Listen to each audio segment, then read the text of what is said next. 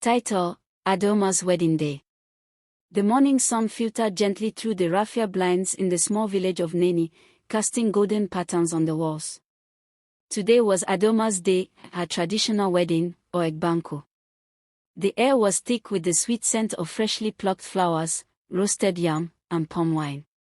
From every compound, the rhythmic beat of ojin drums echoed. Adoma sat under the oku oji tree, her face radiant like the rising sun. Her coral beads glistened on her neck, wrists, and ankles. Her George wrapper hugged her waist gracefully, while her blouse, embroidered with gold threads, shimmered with each movement.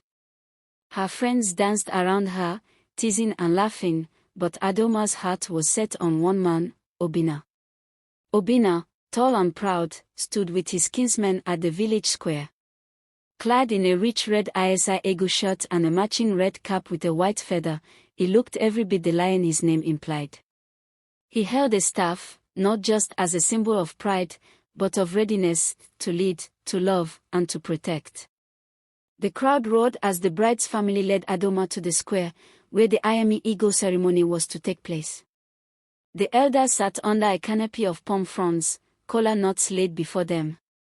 Adoma's father, Chief Nwokoi, a respected elder with grey hair and eyes that held many stories, raised his hand. "My daughter has found love," he said, his voice deep and steady. "But love must be honored with tradition. Obinna, are you ready?" "I am, sir," Obinna replied, kneeling with reverence. He presented the bride price, yams, crates of malt, palm wine, a goat, and the symbolic envelope. It wasn't about wealth, it was about respect. Adoma's eyes sparkled as her father signaled her to choose her husband. She took a calabash of palm wine and began walking through the crowd, pretending to look confused. The drummers increased their tempo, the teasing laughter of the villagers rising.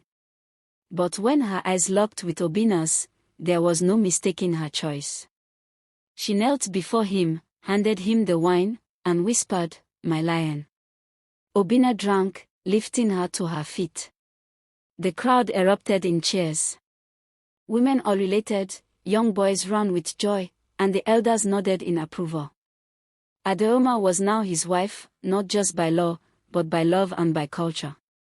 That evening, under the stars, with lanterns swinging from palm trees and the air alive with music, Adoma and Obinna danced.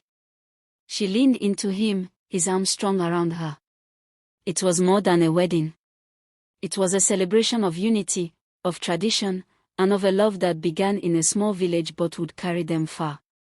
And as the drums echoed into the night, the ancestors surely smiled. The end.